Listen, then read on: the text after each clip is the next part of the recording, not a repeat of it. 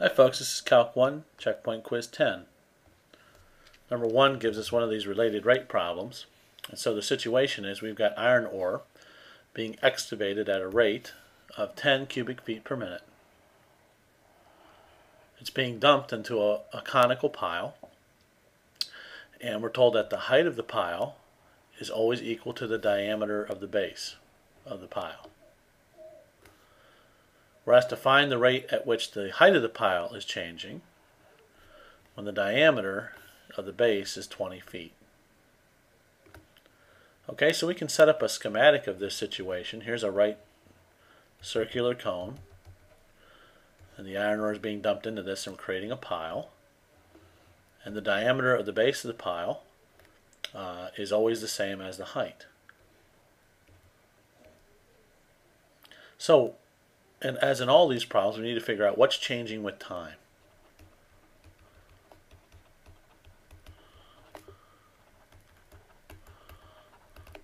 Well, certainly the diameter and the height are changing with time as the pile gets bigger.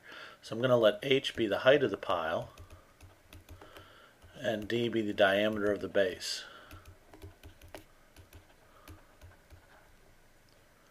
Now the pile itself is growing, which means that the volume of the pile is changing as well. Another clue that the volume is changing is we're given this rate 10 cubic feet per minute.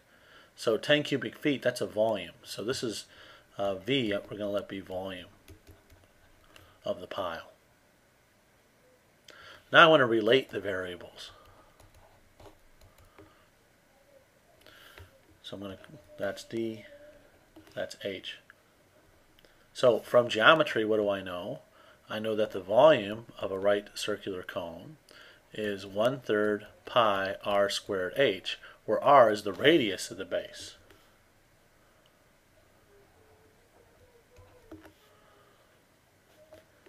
Okay, so I don't have anything here about the radius. There's no information given to me about the radius, so I have to convert this then into a variable I know, namely the diameter. So I know the diameter is twice the radius, which means the radius is the diameter over 2.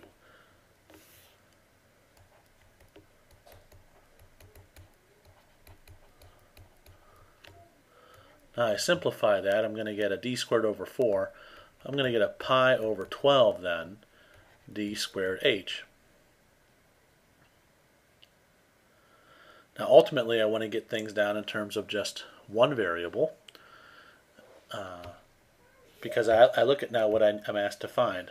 I'm given this rate, that's a dv dt rate, and the rate I'm asked to find is the rate at which the height of the pile is changing. So I'm asked to find a dh dt.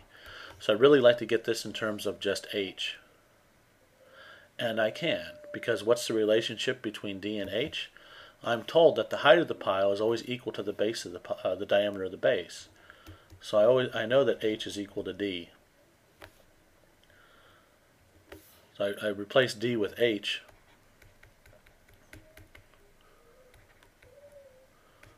This gives me the volume as a function of h. V and h are also implicitly functions of t. So this is the equation I'm going to use. So I have v equals pi over 12 h cubed. I'm going to take the derivative of both sides with respect to t. So this is the implicit differentiation step. The left-hand side that's the definition of dv dt. On the right-hand side, the pi over 12 comes out as a scalar multiple. I'm taking the derivative of h cubed. Since the variable of differentiation is different than the variable being cubed, I used a chain rule on that to get 3h squared times the derivative of h with respect to t. So when I simplify this down, I get dv dt is pi over 4 h squared dh dt.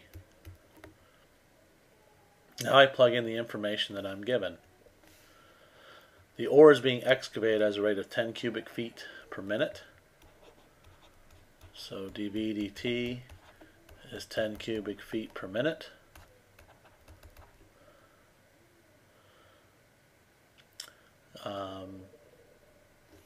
I'm trying to find the HDT, so that's how fast the height's changing. I'm given dV/dt. To figure that out, I got to figure out what h is. Well, they want us to figure out this rate at the point when the diameter is 20 feet. Okay, so they want to know when the diameter is 20 feet. But I know that the diameter is equal to the height at any time. So that means that the height is 20 feet as well. So I plug these numbers in to this equation. And I get 10 cubic feet per minute is equal to pi over 4 times 20 feet squared times dH/dt. So I get 10 cubic feet per minute. That's going to be 400 times a fourth, that's 100 pi feet squared times dH/dt. So to get dH/dt, I'm going to divide both sides by 100 pi feet squared.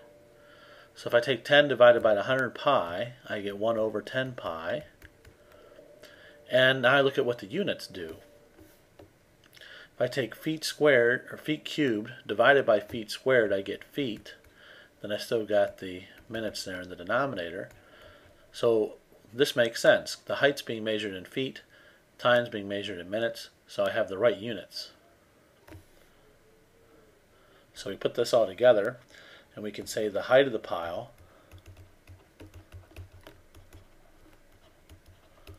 is increasing because it was a positive number at a rate of 1 over 10 pi feet per minute.